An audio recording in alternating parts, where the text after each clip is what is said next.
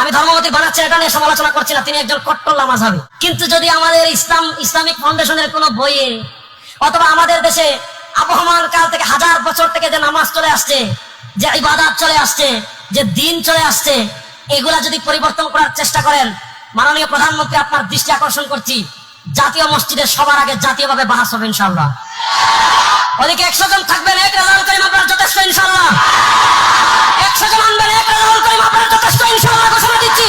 মন্ত্রী পরিষদে তিনি কোন দায়িত্বে কোন আকীদা বিবর্জিত ব্যক্তিকে বসায় দিয়ে দেশের মুসলমান মেনে নেবে না। সম্প্রতি আমরা দেখতে পেয়েছি আমাদের মাননীয় নতুন ধর্ম প্রতিমন্ত্রী শামীম কায়সার লিংকন ভাইকে নিয়ে মাওলানা জুনায়েদ আল হাবিব অত্যন্ত নেক্কারজনক কথা বলেছেন, ধিক্কারজনক কথা বলেছেন এবং উম্মতের মধ্যে তাফরিক সৃষ্টি করার কথা বলেছেন। আমরা তাদের উদ্দেশ্যে বলতে চাই, কিছুদিন পূর্বেও ডক্টর ইউনূসের যুগে যেই ধর্মমন্ত্রী নিয়োগ হয়েছিল, কই তার ব্যাপারে তো আপনারা কোনো বক্তব্য আপনারা দেন নাই। এবং পরবর্তীতে নির্বাচনের সময় যিনি অসুস্থ ছিলেন তিনি কওমি ঘরানার ছিলেন, আমরা তো কখনো তার বিরুদ্ধে নাঙ্গা সমালোচনায় লিপ্ত হই নাই। মুফতি রেজাউল করিম আবরার সাহেব তিনি বলতে চাইলেন, আবহমান কাল ধরে যেই সমাজ যেই নীতি ধর্মের ক্ষেত্রে যেটা চলে এসেছিল, এটার বাইরে চলে গেলে তিনি নাকি এটার বিরুদ্ধে দাঁড়াবেন, সারাশি বক্তব্য দিয়েছেন তিনি। তার উদ্দেশ্যে আমি সুস্পষ্ট করা কথা বলতে চাই, মিলাদও তো আবহমান কাল ধরে চলে এসেছিল, কিন্তু আপনারা মিলাদকে বিদআত বলেছেন। কিয়ামও আপনাদের আকাবিরের কিতাবে মাওলানা আশরাফ আলী থানভী নাসরুত্তিব এই কিতাবের মধ্যে নবী সাল্লাল্লাহু আলাইহি সাল্লামকে নূর বলে সম্বোধন করেছেন, নূর নবী বলে সম্বোধন করেছেন। আবহমান কাল ধরে তারাও তো এইসব কথা বলেছেন, তাহলে তাদেরকে কেন আপনি বিদাতি বলেন? আবহমান কাল ধরে মিলাদ চলে এসেছে, কিয়াম চলে এসেছে, শবে বরাতের রুটি হালুয়া চলে এসেছে। যদি তার বিরুদ্ধে সংস্কারবাদী বক্তব্য দিয়ে নিজেদেরকে মহিউস সুন্নাহ বলতে পারেন, সুন্নাহ পুনরুজ্জীবন দানকারী বলতে পারেন, তাহলে আজকে আমরা কেন দলিলের সাথে কথা বললে আমাদেরকে তাহলে আপনি কেন প্রতিরোধ করতে যাবেন? মুদ্রা কথা হলো, আহলে হাদিস এবং সালাফিদের সাথে এই দুশ্মনী আজ থেকে না, আহলুর রয় এবং আহলুল হাদিস এটা হাজার বছরের দ্বন্দ্ব। আপনি আরো বক্তব্য দিয়েছেন, আহলে সুন্নাহ ওয়াল জামাআতের বাইরে যদি কোনো আকীদা পোষণ করা হয়, আমরা হালাফ করে বলতে পারি ওয়াল্লাহি বিল্লাহি তাল্লাহি আহলে হাদিস তথা সালাফিগণ কখনো আহলে সুন্নাহ ওয়াল জামাআতের বাইরে কোনো আকীদা পোষণ করে না। কিন্তু আপনারাই হানাফি, মালিকি, বেরলভী, আটরশি, মাইজবান্ডারি, ফুরফুরাবি, তারপরে নকশবন্দি, চিস্তিয়া, সাবিরিয়া, মুজাদ্দিদিয়া, বিভিন্ন তরিকার, আবার আপনি যে পীরের মুরিদ, যে পীরের কাছে যাওয়া আসা করেন, সেখানে আবার বিভিন্ন তরিকায় লতিফায় জিকির আজগার করে। অথচ আল্লাহ সুবহানাহু ওয়া তাআলা স্পষ্ট করে বলে দিয়েছেন সূরাতুল আনআমে, ইন্নাল্লাযীনা ফাররাকু দীনাহুম ওয়া কানু শিয়াআ লাস্তা মিনহুম ফি শাইইন, যারা ইসলামের মধ্যে বিভিন্ন রকমের দল তৈরি করে, তরিকা তৈরি করে, ইসলামের মধ্যে বিভিন্ন ফেরকায় বিভক্ত হয়ে যায়, ও বিশ্বনবী তাদের সাথে আপনার কোনো ধরনের সম্পর্ক নাই।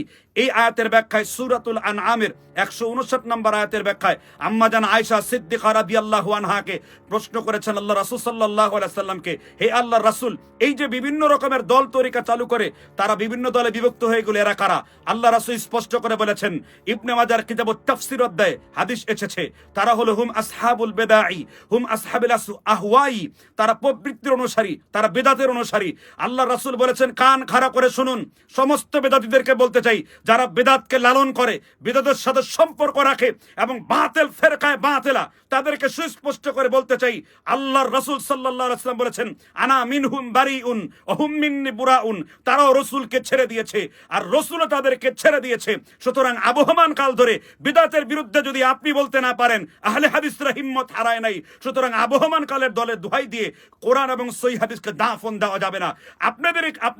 আপনাদের সম্মানিত একজন ইমাম আল্লামা জাস্টিস মাওলানা তাকি উসমানী মাযহাব ওর তাকলিদ বইয়ের মধ্যে তিনি বলেছেন, যদি আল্লাহর রাসূলের হাদিসের বাইরে, যদি আবু হানিফার কথার বাইরে যদি রাসূলের হাদিসে পাও, তোমরা প্রয়োজনে রাসূলুল্লাহর হাদিসকে দেয়ালের বাইরে ছুঁড়ে মারো।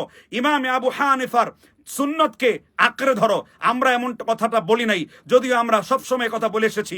ইমাম আবু হানিফা বলেছেন, ইদা সহাল হাদিসু ফাহুয়া মাযহাবি, হাদিস যদি সহিহ পাও এটাই আমার মাযহাব। সুতরাং আমরা ইমামে আজম আবু হানিফাকে সম্মান করেছি, শ্রদ্ধা করেছি, আমরা কোথাও তার বিরুদ্ধাচরণ করি নাই।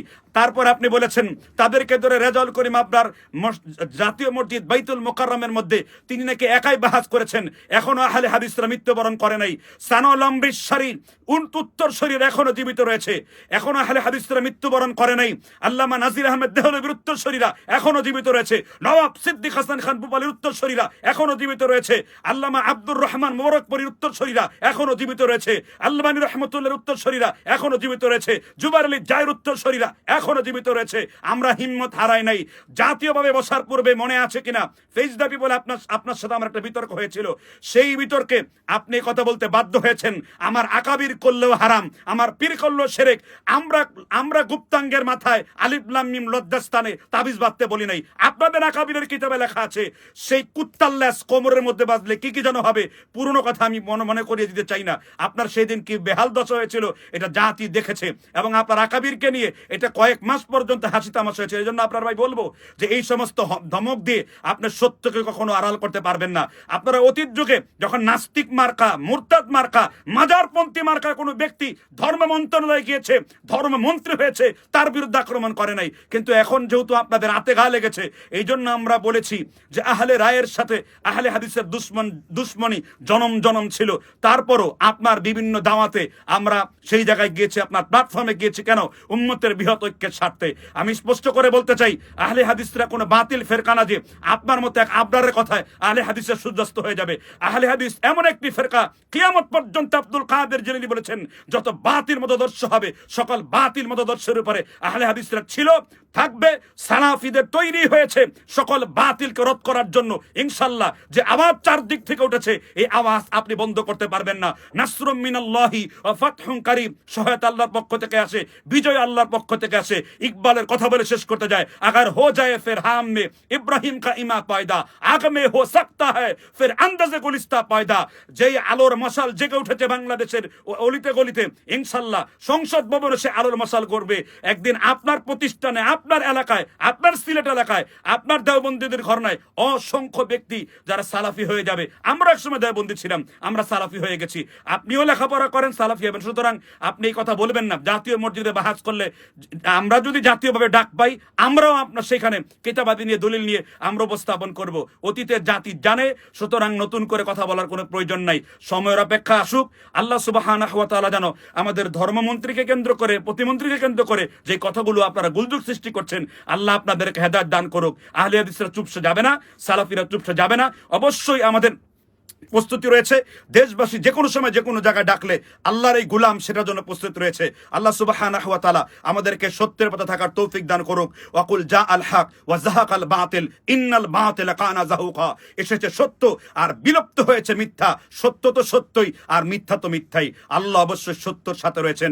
আন্নাল্লাহা মাআল মুত্তাকিন। সুবহানাকাল্লাহুম্মা ওয়া বিহামদিকা আশহাদু আল্লা ইলাহা ইল্লা আনতা আস্তাগফিরুকা ওয়া আতুবু ইলাইক।